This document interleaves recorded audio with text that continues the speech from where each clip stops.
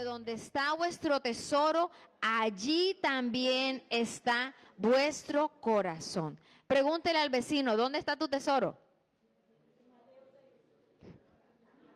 Pregúntele al otro, ¿dónde está tu tesoro? Y yo espero que hoy usted se vaya de aquí llevándose este mensaje para su vida hoy en adelante. ¿En dónde está mi tesoro? Y antes de eso, quiero que hagamos un pequeño resumen de lo que hemos estado hablando en el último tiempo. Como cristianos tenemos a veces la tendencia de que voy el domingo, escuché el mensaje, estuvo bueno, y a usted le preguntan el martes, ¿de qué habló el pastor el domingo? Y, ¿eh? Pero si por lo menos tomara notas, de pronto se acuerda más. Y la idea es que usted reciba ese mensaje el domingo y usted debería haberse llevado el mensaje y meditar en ese mensaje toda la semana, además de lo que se supone que usted lee a diario. ¿Cierto? Pero así nos pasa. Estuvo bueno, estuvo chévere, pero no me acuerdo de qué fue que habló el pastor. No, si hasta lloré y todo, pero no me acuerdo qué fue lo que dijo. Entonces, ¿de qué hemos hablado? Que tendremos aflicciones y esas aflicciones son importantes pasarlo porque nos van a llevar a las pruebas. A veces nos han ido hablando de que yo no quiero pasar por pruebas, yo no quiero tener dificultades, pero Dios nos enseña en su palabra que hay una bondad en esos procesos, que hay cosas en las que vamos a avanzar, que confiemos en el Señor en medio de las pruebas porque Él pelea por nosotros. El pastor hablaba de que Él intercede por nosotros, de que Él está allí al lado de nosotros conquistando esa batalla, ¿verdad? Que hemos visto que la vida de fe y adoración de la iglesia en el libro de Hechos, en los miércoles, en el estudio de los miércoles hemos estado hablando del libro de Hechos de los Apóstoles, unas enseñanzas espectaculares. Todos los que han estado participando han hecho realmente un estudio juicioso y dedicado y bien bonito que nos anima a crecer en el Señor. Que en todos los procesos finalmente libramos una lucha espiritual y que nuestra mirada debe estar siempre puesta en Él. Amén. Ese ha sido el resumen o de alguna manera la síntesis de lo que hemos estado hablando en los últimos domingos. El domingo pasado la enseñanza se llamaba Pasaremos por el fuego. Claro que va a pasar. Si yo te hablo a ti de un evangelio en el que tu vida va a ser color de rosa, mi hermano, revise bien a quién está escuchando porque eso no es lo que dice la Biblia. Y puede ser un anatema, porque dice la Biblia que aquel que predica un evangelio distinto al que dice la Biblia es anatema. Amén. Y esta imagen me gustó mucho, esta es una imagen de la enseñanza del domingo pasado del pastor, porque muestra que la vida del creyente es una lucha entre el reino del Hijo de Dios y el reino de las tinieblas. Todos los días nosotros estamos frente a esa disyuntiva. ¿Escojo lo bueno o escojo lo malo? ¿Me voy por el camino de lo que sé que tengo que hacer o de lo correcto? ¿O mejor me doy un gustico y por un poquito no pasa nada? Esa lucha es una lucha que nosotros enfrentamos a diario. Hemos salido del reino de las tinieblas por nuestra muerte con Cristo. Él nos ha dado esa victoria. Él nos ha dado esa conquista. Ya no estamos bajo la autoridad del pecado. Entonces, lo que debe pasar es que usted escoge ir por el reino de la luz, ¿verdad? No el reino de las tinieblas. Pero la verdad es que como seres humanos finalmente vamos a estar todo el tiempo a veces resbalando, tropezando, sintiendo que tengo ganas de eso que sé que no me conviene, pero que me inspira. Entonces, no se nos puede olvidar que estamos frente a una lucha diaria. El que diga que caminar en la obediencia y en el camino del Señor es facilito, toca como sentarnos a preguntar. Ahora, yo no le estoy diciendo que sea desagradable, porque a veces lo que cuesta pensamos que no es grato. Caminar en el Señor es grato, pero cuesta. ¿Por qué? Porque exige sacrificio, exige esfuerzo, exige disciplina. Amén. Pero eso no quiere decir, porque a veces la gente lo ve como que, ay, no, eso cuesta mucho y, ay, yo eso no lo quiero. Como que el hecho de que cueste significa que no es grato. No, todo lo contrario. Hay una recompensa, hay un conquistar a diario que me anima y que me invita a perseverar en el Señor. Amén. Entonces, hoy vamos a ver estas dos porciones. La primera habla de que donde está mi tesoro, está mi corazón. Eso está en Mateo 6:21. y por eso ahí hay un cofre. Y ese cofre me llama la atención porque ¿qué imagen hay ahí? Hay un corazón adentro del cofre y afuera ¿qué hay? ¿Cuántos tienen aquí cosas valiosas en su casa? ¿Y esas cosas valiosas las tiene usted por ahí? Siempre están aseguradas, ¿verdad? Siempre usted se asegura de que no corra el riesgo de que se dañen o se pierdan, porque para usted son su tesoro, son sus cosas valiosas, ¿cierto? Entonces, y la porción de Mateo 13 nos habla de que el reino de los cielos es como un hombre que encontró una gran perla. Y alrededor de esas dos porciones vamos a estar hablando hoy. Ahora, ¿qué es realmente caminar y pertenecer al reino de los cielos? ¿Qué significa eso de ser creyente? ¿Qué significa eso de perseverar en el Señor? ¿Qué significa eso de mirar en dónde está mi tesoro? Y esa es la invitación que quiero hacer hoy. Amén. Entonces, algunos datos importantes. Mateo 6, 19 al 24 hace parte del Sermón del Monte. ¿Cuántos han escuchado de que Jesús dio un sermón? Muy importante. Ese Sermón del Monte está resumido en los capítulos 5, 6 y 7 del libro de Mateo. Ese sermón no fue una de esas charlas que él dio a la multitud. Ese sermón fue una enseñanza absoluta, integral y doctrinal que Dios le dio a sus discípulos. Era una enseñanza en la que Jesús consideraba absolutamente trascendental e importante que a sus discípulos les quedara claro lo que él estaba enseñando ahí. Ahora bien, esa enseñanza, yo me río porque yo digo que tal vez debe ser así como cuando a uno le daban en trigonometría esas teorías matemáticas y quedaba uno como, ¿qué entendí?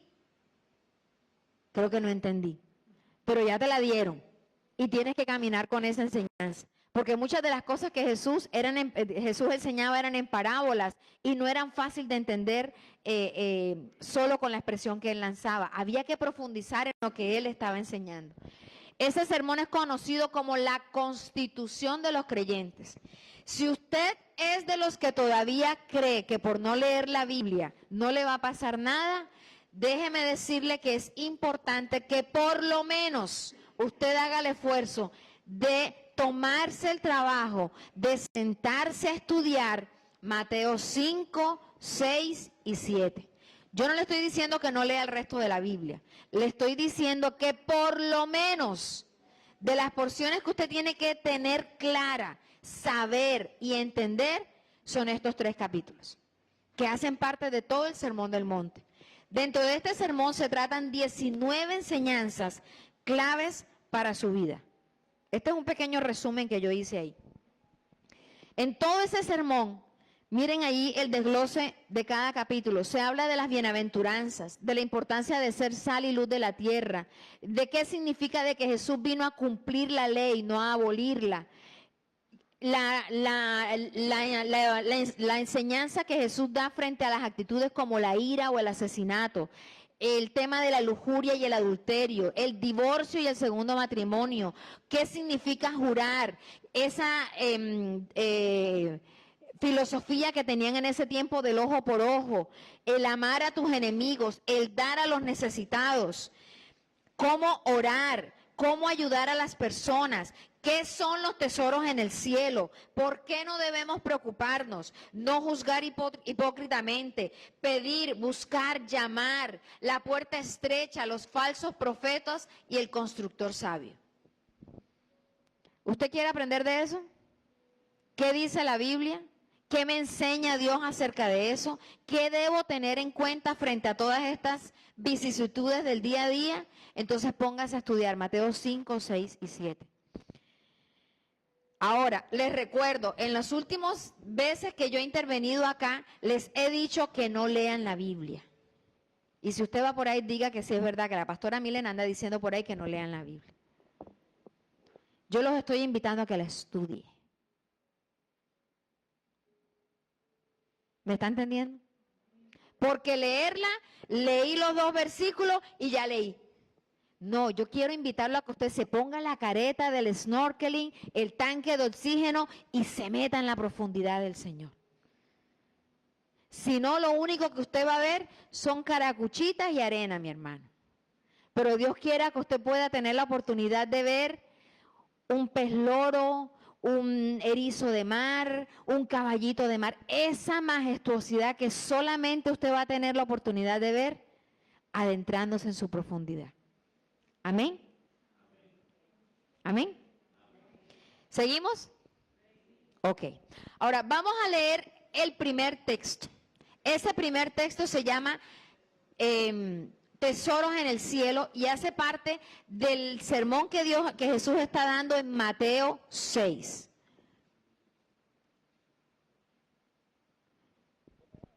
Ok. Entonces, dice, no acumulen para sí tesoros en la tierra, donde la polilla y el óxido los destruyen y donde los ladrones se meten a robar. Más bien, acumulen para sí tesoros en el cielo, donde ni la polilla ni el óxido carcomen, ni los ladrones se meten a robar. Porque donde está tu tesoro, allí también está tu corazón.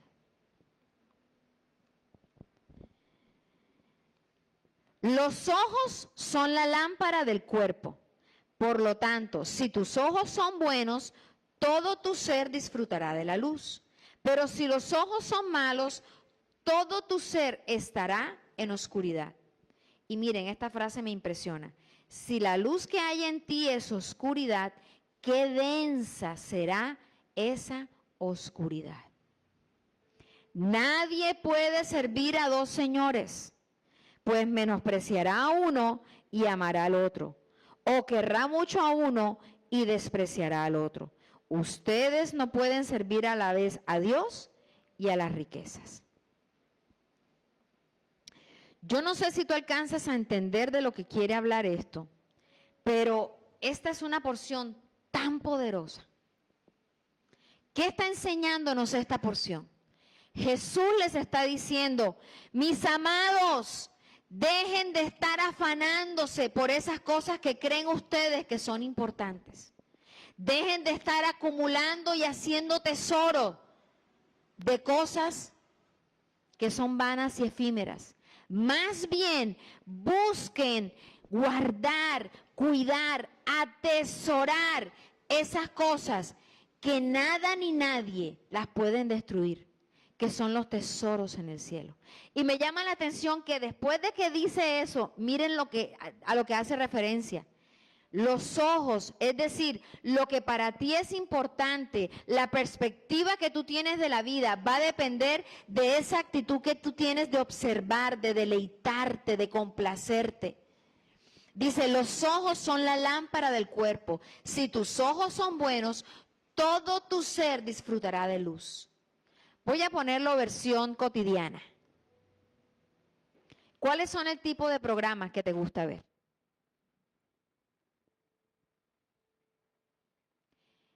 ¿Qué te enseñan esos programas? ¿Qué tipo de lentes tienes puestos frente a lo que estás viendo? Porque de eso te estás llenando. Hoy día me da risa porque las redes sociales son indicador de cómo estás y de dónde está tu tesoro. ¿Cuáles son el tipo de publicaciones que te salen? Porque eso es lo que frecuentas, ¿ves? Eso es lo que tú consumes. Se habla de que consumes redes sociales. Eso es lo que tú consumes. ¿Cuáles son el tipo de anuncios que te salen?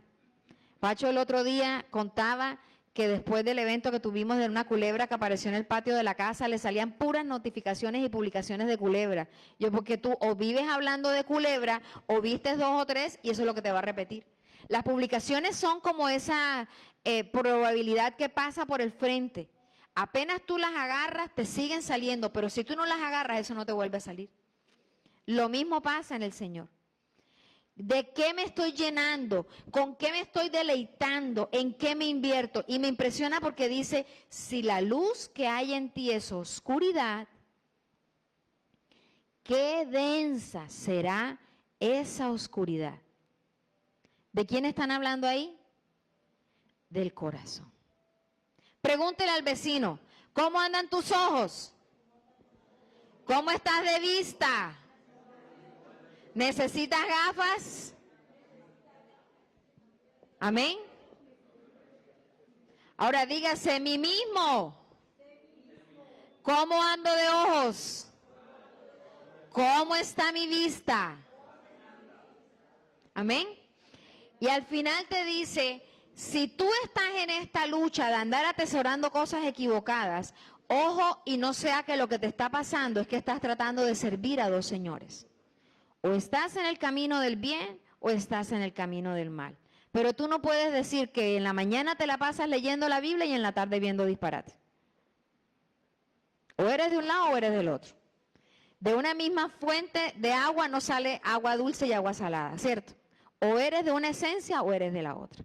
Ahora bien, Mateo 13, que es un capítulo que está un poco más adelante y que hace referencia a esa perla que yo les mostré, habla de dos cosas que tienen referencia. Dice, además el reino de los cielos es semejante a un tesoro escondido en un campo. Es semejante a un tesoro escondido en un campo. Los que en algún momento tienen la oportunidad que trabajar enseñanza conmigo, yo le digo a la gente que la Biblia se lee en 3D. Usted no puede leer en visión plana. Tiene que leer en 3D. ¿Cómo así? Espérate. El reino de los cielos, todo lo que significa Dios y la teoría del cielo, ok, es semejante a un tesoro escondido en un campo. ¿Lo visualizo diferente? ¿Me estoy haciendo entender? Ya estoy imaginándome, estoy por un campo y me encontré un tesoro. ¡Wow! Una huaca, una caleta de esas de las del señor este que se murió y que hizo tanto daño. El cual un hombre halla y lo esconde de nuevo. Yo me quiero quedar con esto, yo no quiero que nadie más se lo coja. Y gozoso por ello va y vende todo lo que tiene y compra aquel campo. No compra el tesoro, porque el tesoro se lo compró, se lo encontró. ¿Qué fue lo que compró? Hizo un esfuerzo para que todo lo que contiene ese tesoro sea mío. ¿Qué significa para ti el reino de los cielos? ¿Qué ha significado para ti caminar en el Señor desde que tú conoces al Señor? ¿Tienes ese tipo de reacción? Yo no voy a perder el tesoro que me encontré. Y voy a entregar todo lo que tenga por cuidar ese tesoro. ¿Usted había entendido ese texto? Por eso me gusta leerlo en 3D.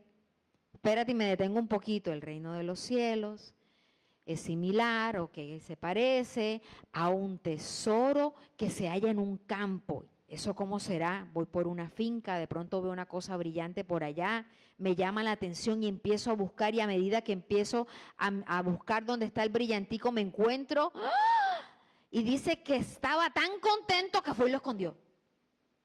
Porque yo esto no se lo voy a dar a nadie, esto me lo quedo yo, no me lo pierdo. Y luego dice, también el reino de los cielos es semejante a un mercader que busca buenas perlas.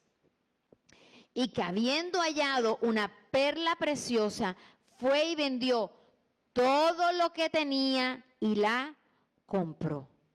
Lo mismo, cuando encuentra el tesoro de Dios, se da cuenta el gran valor que tiene y no escatima en ir a entregar todo lo que tenga que entregar por cuidar ese tesoro. ¿Será que esa no es nuestra actitud frente al caminar con el Señor? ¿Será que esa es mi tendencia diariamente con las cosas del Señor? ¿Cuidar el gran tesoro? Te hago la pregunta. Ahora, ¿cómo sé yo cuáles son mis tesoros? ¿Usted quiere saber cuáles son sus tesoros? Hoy se va a llevar el examen de prueba. Con esto usted la tiene claro. ¿En qué invierto mi tiempo? ¿Cuáles son mis prioridades? Yo no le puedo decir a mi esposa o a mi esposo, tú eres lo que yo más amo, cuando a usted sentarse a comer con él o con ella le da jartera. Cuando usted ni siquiera saca tiempo para hablar con ella. Cuando usted no le manda ni siquiera un mensaje. Peor aún, se despierta y ni siquiera, buenos días, mi amor, ¿cómo amaneciste? Usted puede decir lo que quiera, pero finalmente sus acciones son las que le van a dar coherencia a sus dichos. Amén. ¿En qué invierto mi tiempo? No, Dios en mi vida es importante y resulta que usted tiene como 2 meses que no lee la Biblia. Y por ahí vi un meme en esta semana que me dio risa, porque dice que si el diablo engañó a la tercera parte de los ángeles, ¿qué te hace creer a ti que no te va a engañar cuando ni siquiera lees la Biblia? Diga, ouch, o ay, ay, ay, o aleluya, como le guste. Óyeme, a los ángeles, y no a 1 ni a 2, a la tercera parte de los ángeles. Y yo que soy un terrícola bien chuleto por ahí, con un empujoncito me da 3 volteretas, ¿sí o no?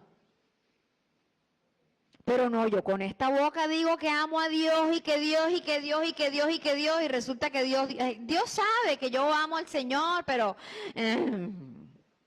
amén. Ahora, ¿en qué invierto mi dinero? ¿De qué me río y de qué hablo? Lucas 6:45, yo le pido a usted que lo busque allí. ¿Qué dice Lucas 6:45?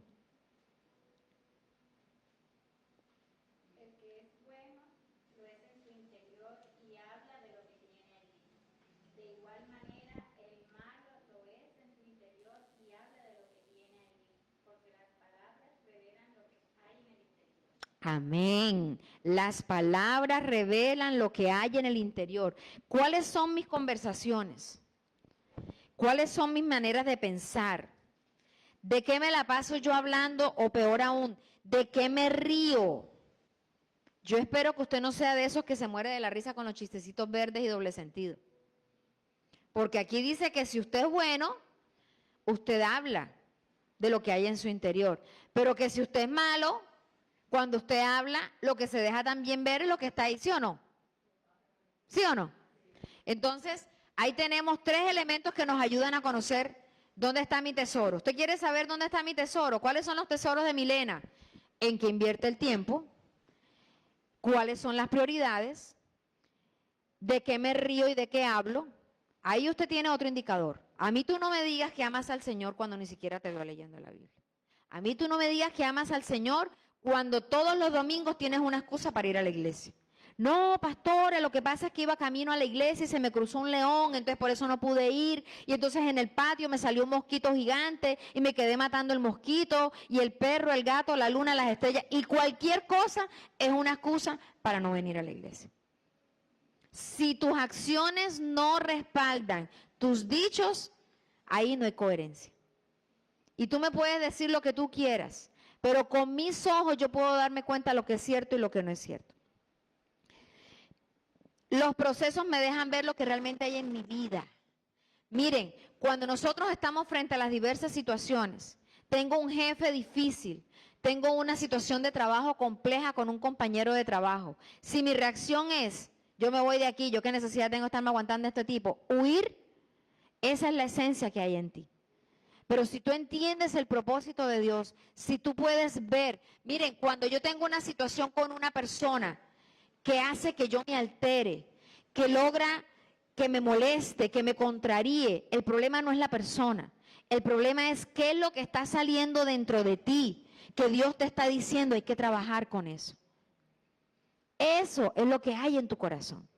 Ese es tu tesoro. ¿Cuánto tiempo del día tú le dedicas al Señor? Ahora, ¿cuánto tiempo es suficiente? ¿Cuánto tiempo creen ustedes que es mucho? Yo recuerdo que en una ocasión yo estaba todo el tiempo como quejándome, cansada, el estrés, el trabajo, la oficina, y vivía cansada. Y cada vez que yo expresaba, ¿cómo estás, Mile? Ay, pastor, con un cansancio. Y el pastor me decía, te falta buscar de Dios. Parecía que me dijera, claro, como él no tiene más nada que hacer, cree que es que uno tiene tiempo para estar metido 3 horas orando. y me daba una rabia. Pero la verdad es que mi tiempo con el Señor no era el mejor. Ahora, yo no te estoy diciendo que tú tengas que pasar 6 horas leyendo la Biblia, pero sí te estoy diciendo que para ti tiene que ser una prioridad buscar, provocar, tener un encuentro con Dios, como lo sepas hacer. Y esa búsqueda de tu encuentro con el Señor te va a ayudar a que tú un día estés en la orilla, a que otro día ya metes los pies en el agua, a que otro día comienzas a nadar y que otro día vas a querer ir más adentro, porque es algo que a ti te agrada, te llena de deleite. Pero no me digas que Dios es tu prioridad cuando tú eres de las que, ay no, ya lloré 15 minutos, ya está bueno, ya cumplí. ¿Será?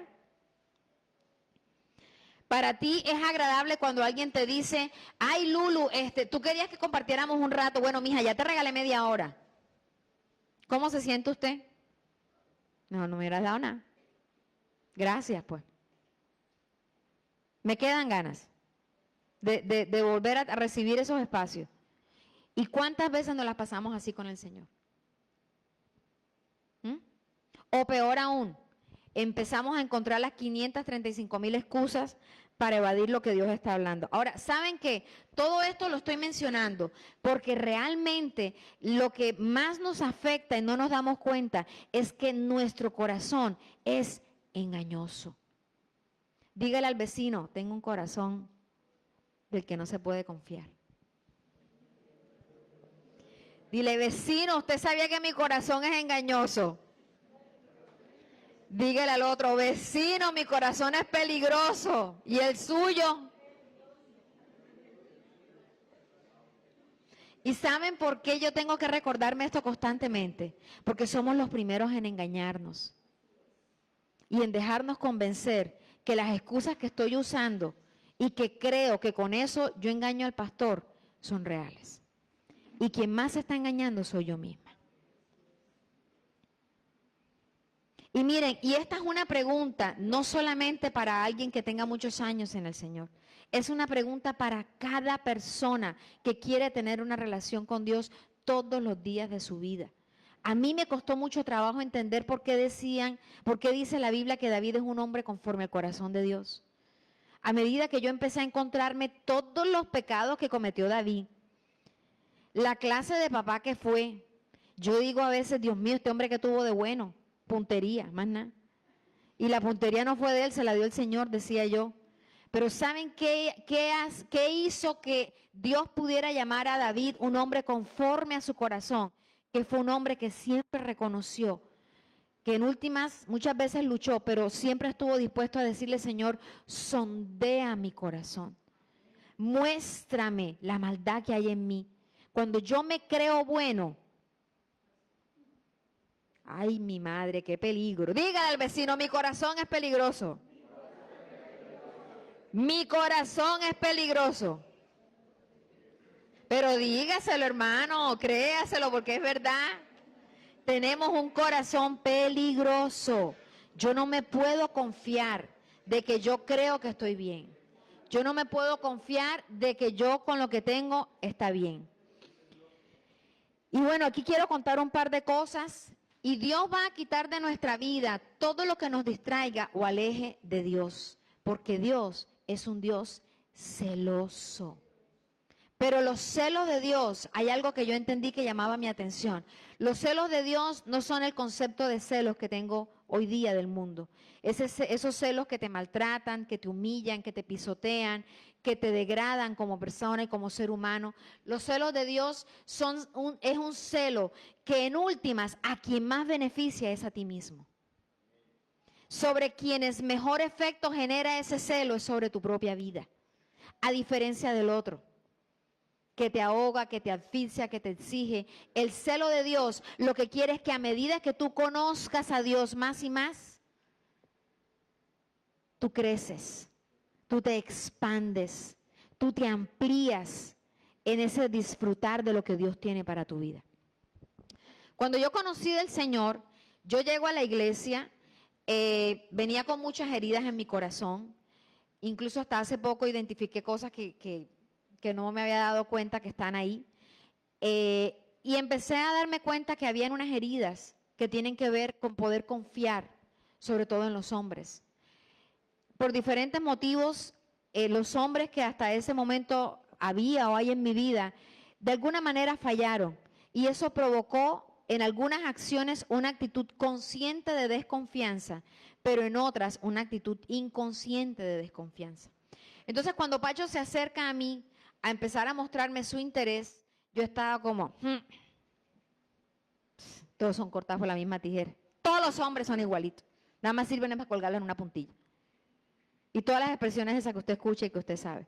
Pero la realidad es que tal vez eso es cierto, pero lo que realmente deja ver, y vuelvo aquí a lo que mencioné, los procesos sacan de ti lo que Dios quiere trabajar en tu corazón. Las heridas de mi corazón no me permitían creer. Y cuando yo comienzo a llegar al Señor muy nueva, muy neófita, no conocía muchas cosas de la palabra, yo comienzo a darme cuenta de un tipo inteligente, oye, que tiene como una relación con Dios chévere, que me estaba poniendo a mí como en primer lugar y ahí, eso es chévere, ¿sí o no? Pero de pronto de un día para otro, este hombre empezó como a tener una actitud que me dio rabia. Porque entonces estábamos en la iglesia en plena adoración y yo quería como echarle el brazo o agarrarle la mano y me soltaba la mano y yo, ¿y este qué? Pero su actitud no era de rechazo a mí. Su actitud es, estoy en un tiempo con el Señor. Por favor, déjame que estoy en el tiempo con Dios. Y entonces, ¿yo aquí qué hago? ¿Me pongo a pelear con Dios? ¿Ah? Porque no era una vieja. No era el trabajo. ¿Era con quién que estaba yo peleando ahí? Entonces yo empecé a tener como una cosa ahí, pero yo decía, pero ¿cómo así? Y resulta que él cuenta, porque Pacho lo ha contado muchas veces, que llegó un momento en el que cuando empezamos en nuestra relación, él se dio cuenta que su primer pensamiento no era Dios, sino yo. Y también se dio cuenta que si no ponía en orden eso, Dios me iba a quitar del camino. Y esa es una de las cosas que a veces se nos olvida. Dios es un Dios celoso. Y aunque haya cosas buenas en tu vida, si tú las pones en el lugar de Dios, Dios las va a quitar. ¿Y cómo duele cuando Dios tiene que hacer eso? Cuando a causa de la responsabilidad, y me pasó no una, dos veces, porque en la primera no aprendí y en la segunda creo que aprendí.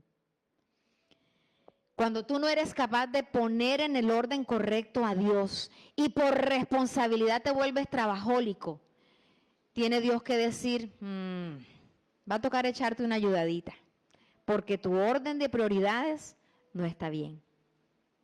Y voy a quitarte eso que has puesto en primer lugar. Y las mujeres somos muy fáciles de dar, somos muy dadas a poner en primer lugar y a terminar idolatrando muchas cosas por exceso de responsabilidad. ¿Usted sabe que usted puede idolatrar a un hijo? ¿Que usted puede idolatrar a un esposo? ¿Que puede idolatrar a la iglesia? ¿Que puede a veces idolatrar el ejercicio? ¿O esas cosas que son su tesoro? Y en un momento dado Dios tiene que quitarlas porque están siendo un estorbo entre tu relación y Dios. No tengo tiempo para orar, no tengo tiempo para ir a la iglesia, no tengo tiempo para orar con mi esposa, no tengo tiempo para leer la Biblia porque me toca salir a las 5 de la mañana, porque tengo que ir a trabajar, porque el sábado tengo que trabajar. Y claro, tú estás siendo responsable, tú estás proveyendo para tu casa. Pero a Dios todo el tiempo le estás diciendo, ay Señor, tú tan lindo, tú sabes, mañana oro. Y todo el tiempo le estás diciendo a Dios, puede esperar. Pero nuestra vida tiene que caminar entendiendo que Dios primero y lo demás que haga fila, hermano. Dígale al vecino, primero Dios y lo demás que haga fila. ¿Saben por qué? Porque la Biblia me enseña que si pongo a Dios en primer lugar, todas las cosas vienen por añadidura. Amén. Pero si hago al revés, ¿qué va a pasar? Vamos a leer el versículo a la inversa. Si no tengo a Dios en primer lugar, todas las cosas no llegarán. ¿Cuál nos conviene, la primera versión o la segunda? Y entonces, ¿por qué no la aplicamos? ¿Por qué vivimos consciente o inconscientemente accionando en la otra? en la que Dios tiene que esperar, en la que no tengo tiempo para Dios, pero quiero que Dios me bendiga, me dé, me haga, me prospere. Mi hermano, porque usted no lo está poniendo en primer lugar a Él. Demasiado nos da Dios con todos los infieles que somos. Amén. Antes no nos consume por su misericordia, pero bien nos va. ¿Qué tal que realmente Dios nos midiera como como nos merecemos? Qué susto. Amén. Ahora, hay una historia que leí, bueno, y en el proceso ese del noviazgo, yo empecé como a sentirme como que me daba rabia. Pero honestamente era chistoso porque yo también sentía que, ¿con quién voy a pelear? Dígame usted. O sea, yo voy a pelearle a este hombre porque ahora te llamo que estoy llorando. Y de verdad me daba rabia. No he terminado de leer la Biblia, ahorita te llamo. ¿Con quién peleo yo ahí? Con Dios, mi hermana, yo no puedo pelear con Dios. Primero está Él. ¿Y saben eso a qué me llevó a mí? A entender que mi mejor garantía y mi mejor propósito y mi mejor respaldo frente a la relación que estábamos construyendo con una promesa de matrimonio es que Él ame a Dios por sobre todas las cosas más que a mí. Porque gracias a su temor a Dios y a su entrega a Dios, como consecuencia, a mí me va bien. Porque antes que pensar en fallarme a mí, Pacho se preocupa por no fallarle a él. ¿Me hago entender? Frente a una situación, él no está pensando en le estoy siendo infiel a Milena o Milena se va a molestar. Es no puedo desagradar a Dios con esto, no lo hago. ¿Me hago entender? Por eso mi mejor garantía es que él ame a Dios por sobre todas las cosas. Que su primer tiempo y su prioridad sea el Señor. Porque como consecuencia, Él va a ser un hombre transformado, Él va a ser un hombre guiado y va a ser un hombre dirigido por el Señor. ¿Será que con esas garantías a mí me va mal? ¿Cierto que no?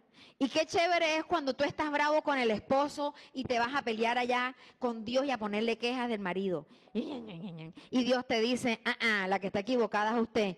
¿Yo? Devuélvase y pida perdón. Ay, o sea, además yo tengo que pedir perdón. Sí, señora, vaya y devuélvase. Qué bueno es cuando Dios te puede hablar y tú puedes tener un corazón dispuesto para entender que lo que Dios te está hablando es la palabra de Dios que está dirigiendo tu vida. ¿Me hago entender? Porque con Dios tú no peleas, mi hermano, con Dios tú obedeces. Si tú entras en una actitud de pelear con Dios, te vas a dar en las narices. Y mejor dicho, se te van a pelar las rodillas, las narices, las ojeras. Mejor dicho, ni lo pruebe. Ni lo pruebe. Entonces, Dios va a quitar lo que esté robando ese primer lugar. Dios va a mover lo que necesite mover en tu vida. Ay, esta no me la descargó. Ok. Y por eso nosotros tenemos que entender que mi prioridad con el Señor es el tiempo con Él. Entonces, ¿cuáles son tus tesoros? No me lo digas a mí como excusa. Tú ahí con el Señor. ¿De verdad tú estás entregándole tiempo de calidad al Señor? ¿En realidad tus acciones están mostrando que Dios es lo primero en tu vida? ¿O vivo más afanado que otra cosa? Ahora, yo no te estoy diciendo que no trabajes. Yo no te estoy diciendo que cumplas con un horario. Yo no te estoy diciendo que no saques el tiempo para ir a pasear con tus hijos. O peor aún, como alguien me decía, ay pastora, es que yo trabajo toda la semana y el domingo es el único día que tengo para dormir. Y yo, bueno, quédate ahí durmiendo. ¿Está bien? Que cuando vengan los tiempos duros vas a querer llorar. Pero hoy estás diciendo, Dios, es más importante para mí quedarme durmiendo que correr a buscar de tu presencia. Ok, perfecto. Entonces, en el Señor es tan tremendo saber y entender que donde está mi tesoro, ahí está mi corazón. ¿Me hago entender? ¿Cuáles son esas cosas que si hoy se quemara tu casa y no tienes oportunidad de sacar sino 2 cosas, tú salieras corriendo a sacar, entendiendo que las personas están a salvo? ¿Cuáles son esas dos cosas que tú sientes? Me imagino que el celular. ¿Será? ¿Será que realmente esa es nuestra prioridad y nuestro afán? Ojalá que así sea. Amén. Y miren, algo que yo agradezco, con mi esposo llevamos 24 años de casados. Era un no negociable dejar de ir a la iglesia. Y por eso yo ni con cálculos renales dejaba de ir. Con el cólico renal más peso, me metía mi sobredosis de calmante y para la iglesia iba. A mis hijos nunca dejar de ir a la iglesia fue una opción. Salíamos de vacaciones o salimos de vacaciones. ¿Y usted sabe qué hace este hombre si es un domingo? En el plan de las vacaciones, ese domingo a alguna iglesia vamos. Pero a Dios no lo mandamos de vacaciones. Y eso ha hecho que nuestros hijos tengan la misma actitud. Para ellos Dios es una prioridad. Cuando Juan David se fue para la escuela, fue muy gracioso para nosotros ver que lo dejamos un miércoles y el domingo a las 8:30 de la mañana me estaba mandando una foto. La foto ya estaba con audífonos y con la diadema de comunicaciones y yo, óyeme, tú estás llegando, ¿tú dónde estás? Mami, llegué y saludé al de comunicaciones y estoy aquí detrás de una cámara. Muchacho, por lo menos saluda. Es que le dije que yo ayudaba en comunicaciones y ya estoy aquí. Lo fácil era decir, mami, como comenzábamos clase el lunes, me quedé organizando las cosas. Mateo duró 6 meses en Francia. Bueno, 6 no, pero sí duró como los primeros 3 meses. Todos los domingos recorriendo las calles del pueblo donde vivía hasta encontrar una iglesia. Tenía las excusas perfectas. No entiendo el idioma, mami. Me cuesta. No entiendo lo que dicen. Son iglesias africanas. Mami, el único que entró ahí que era blanquito era yo era el mono ojos azules. No entendía nada. Mami, me reí porque todo lo que uno ve en los videos y en las cosas que van dando la ofrenda con 2 mortales para adelante y 2 para atrás es verdad. Mami, todo el tiempo me reí, pensé que se estaban burlando de mí. Lo fácil era decir, me quedo. Tomó el desafío de estudiar una carrera en otro idioma y cuando llega a ese país, todo el contenido de la carrera él lo desconocía. Entonces entendía lo que decían, pero no entendía nada. Lo fácil era decir, me quedo estudiando. Pero aún así no negocia su tiempo con el Señor. Amén. Y esa es la mejor garantía que puede tener en su vida.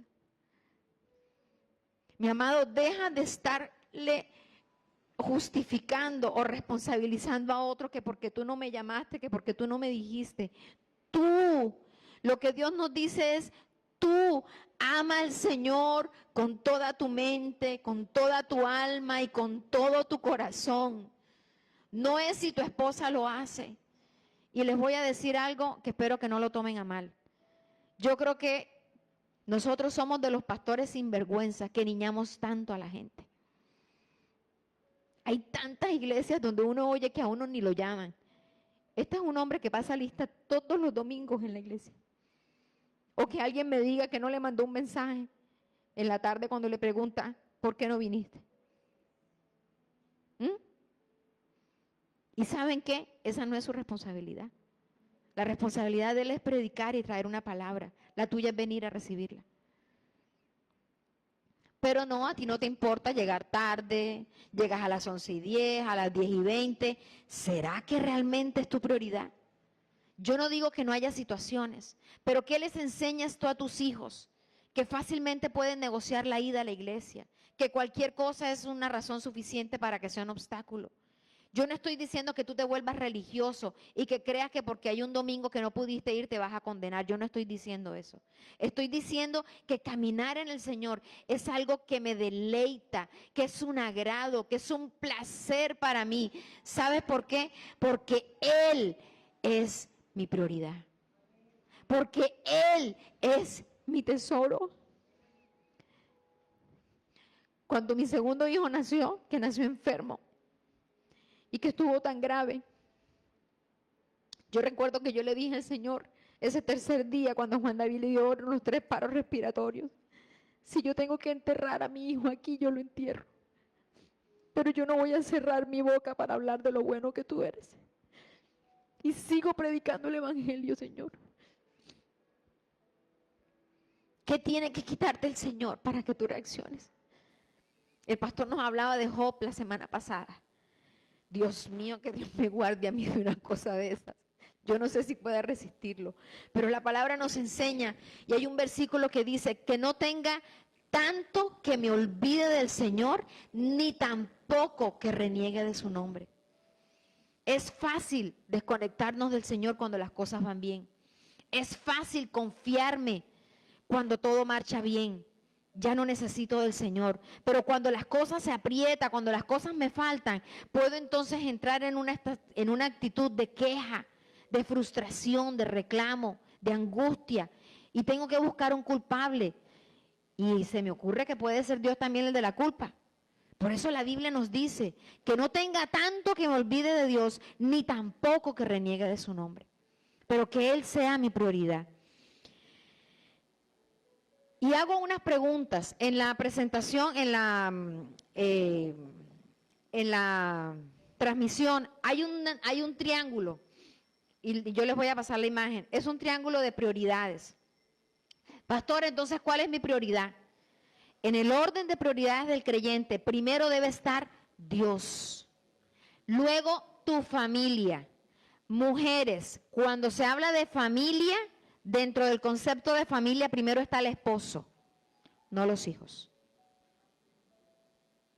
Repito, primero Dios, luego tu cónyuge, luego tus hijos, luego tu familia extendida, luego el ministerio, luego el trabajo y luego las otras cosas.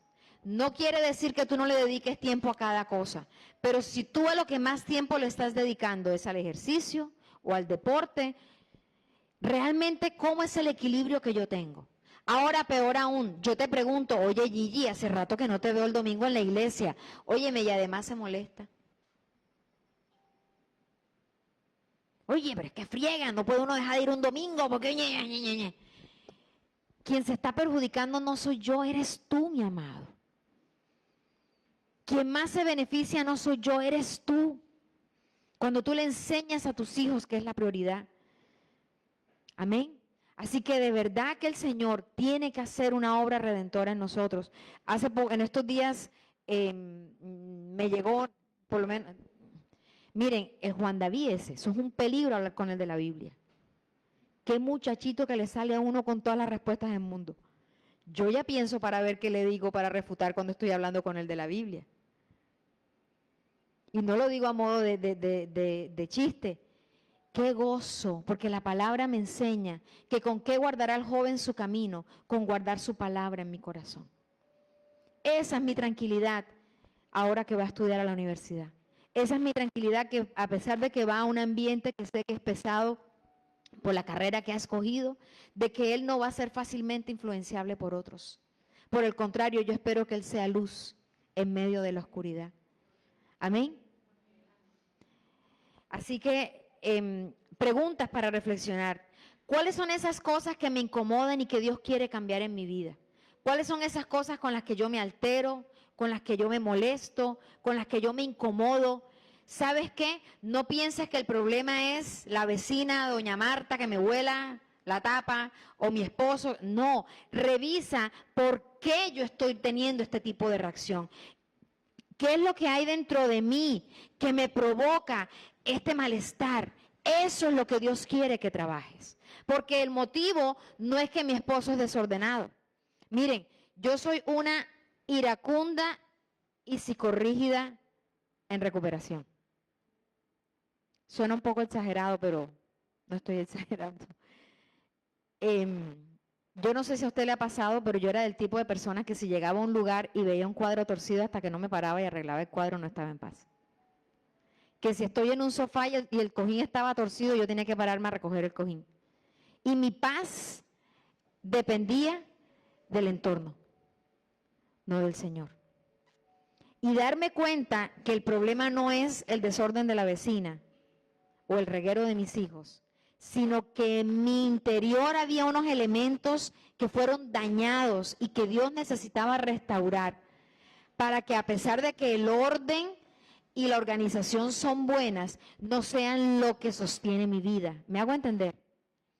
ya yo puedo entrar a ambientes en desorden y no me da nada. Ya hay días que, eso sí, en mi casa usted nunca la va a encontrar en desorden. Siempre todo está recogido. Pero hay días que ya no se barre, porque no me da el tiempo. Yo trabajo virtual y trabajo y atiendo muchas cosas. Pero mi casa siempre va a estar en orden. Pero el no poder limpiar un día era motivo de amargura. Y eso no está bien. Y el problema no es que no podía limpiar. El problema es que ¿por qué eso me roba la paz? ¿Qué es lo que Dios quiere trabajar en mí para poder sanarlo? ¿Me hago entender? Entonces, ¿cuáles son esas cosas que me alteran, que me incomodan? ¿Realmente el Señor es lo primero en mi vida? Y no me lo responda a mí. Respóndaselo usted. ¿Cuál es el primer pensamiento cuando tú te levantas? ¿Cuál es el último pensamiento cuando el que tú te acuestas? Amén.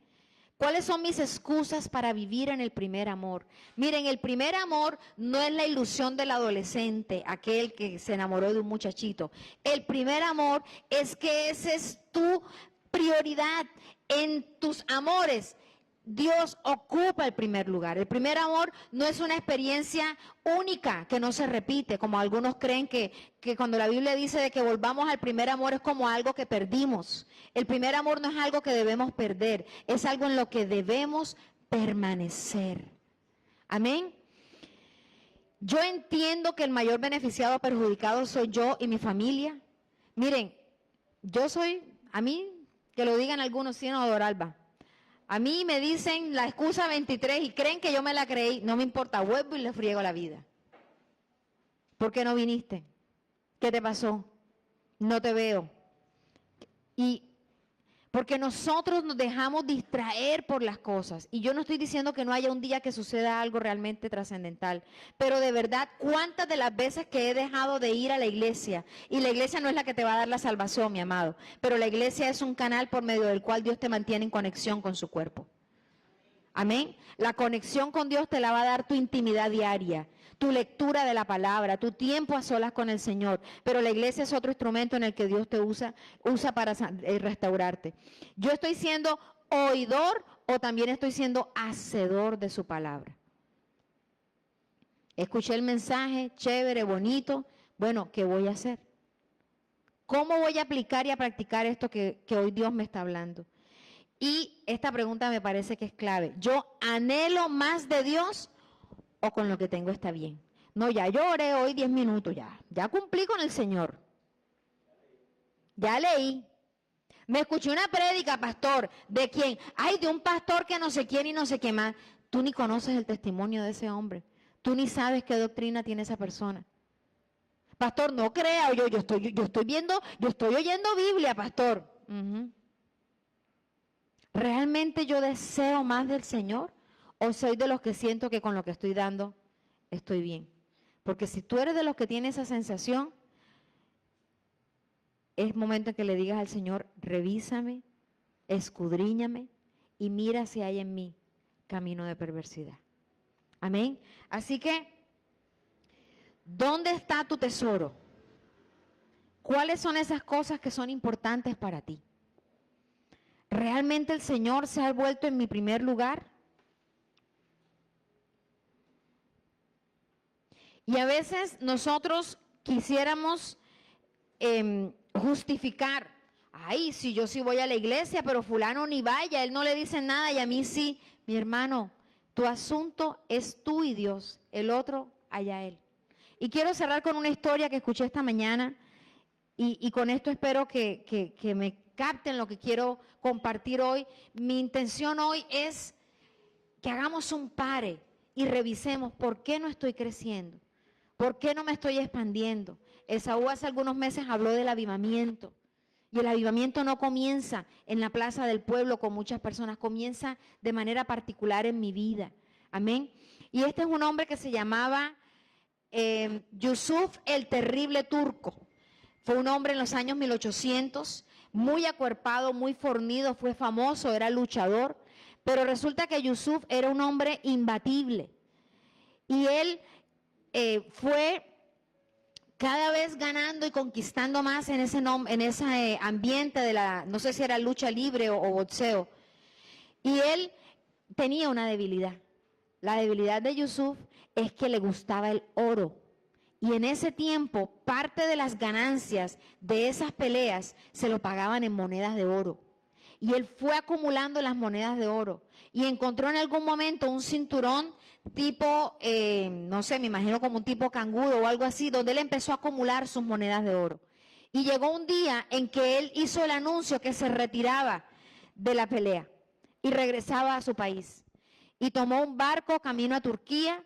Y en ese barco, en medio del viaje, en el segundo o tercer día cayó una fuerte tormenta. Y llegó el momento en el que fue necesario que echaran los botes salvavidas y que la gente se tirara. Yusuf, al ver todo esto, él lo único que le preocupó fue llevar su bolsa con sus monedas de oro. Cuando fue necesario encontrar la tabla de salvación, Yusuf no pudo subirse porque el peso del oro lo hundió y fue su perdición. ¿Qué es eso a lo que tú le das tanta importancia que te está hundiendo y te está alejando de la salvación y del deleite de disfrutar una vida con el Señor? ¿Cuáles son tus monedas de oro? Tal vez es una cosa, tal vez son varias. Pero algo bien intencionado, bien ganado, el hombre no robó, se ganó su oro genuinamente, pero lo puso en el lugar equivocado en su corazón. Era lo que más importaba para él y fue su perdición. ¿Qué es eso que tú estás teniendo como excusa delante del Señor para no darle a Él el primer lugar? Yo he tenido muchos momentos en los que Dios me ha quitado cosas. Me sacó del primer trabajo, fue doloroso, pero yo luego entendí que Dios sabía que había puesto a ese trabajo en primer lugar. Y luego vino una segunda vez y han habido amigos en el camino, personas valiosas en el camino que se han convertido como en bastones emocionales en mi vida y Dios las ha quitado. Yo no te estoy diciendo que han muerto o algo así, pero ha sucedido algo que ha quebrado la relación. Y ha venido dolor en mi corazón porque era importante para mí esa persona, era importante para mí esa actividad. Y es como Dios diciéndome, voy a poner las cosas en orden. Cuando comencé mi relación con Pacho, que sentía que con quién iba a pelear, yo escuché un día a Dios que me dijo, quiero que me ames a mí primero antes que a Él. ¿Y saben por qué? Por amor a Él también era necesario que Dios sea mi primer amor. Por amor a Él, por amor a mis hijos, por amor a mi familia, Dios tiene que ser la primera voz que hable a mi oído. No la novela, no el Netflix, no el WhatsApp. ¿Me hago entender? Así que mis amados, ¿dónde está tu tesoro? ¿En qué cosas estás poniendo esa trascendencia? Y yo quiero pedirte que te pongas en pie, pero que además entiendas que la intención de este mensaje no es solamente para ti, este mensaje también es para mí. ¿En qué cosas de pronto estoy poniendo en una proporción equivocada, peligrosa? En muchas cosas inocente. ¿Con qué me estoy dejando distraer en el camino? Amén. Y hay una canción que es bien sencilla, pero es como una proclamación de eso. Que el centro de mi vida sea Jesús. El centro de mi mundo sea Jesús. Yo he vivido muchas veces, y a lo largo de más de 19 años, procesos de cálculo renal. Y cuando tú llegas a vivir tantas cirugías y tantos procesos en donde con lo único que tú luchas es con el dolor, llega un momento en que tú has pasado por la queja, por la frustración, por el enojo, y al final tuve que aprender a vivir lo que es el sacrificio de alabanza. A pesar del dolor, yo te adoro, Señor. A pesar de la aflicción, mi alma te alaba. A pesar de la circunstancia, voy a abrir mi boca solamente para darte gracias. No me voy a quejar más. Porque tú eres lo más importante. Ni siquiera este dolor físico que puedo estar experimentando. Ni siquiera la molestia o la frustración. Realmente es el Señor nuestra prioridad.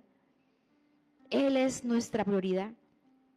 Estoy amando a Dios por encima de todas las cosas. ¿Y tú sabes qué es lo que debe tener el segundo lugar? Tú. Porque así lo enseña la palabra. Que primero amará a Dios sobre todas las cosas y luego ama a tu prójimo como a ti mismo.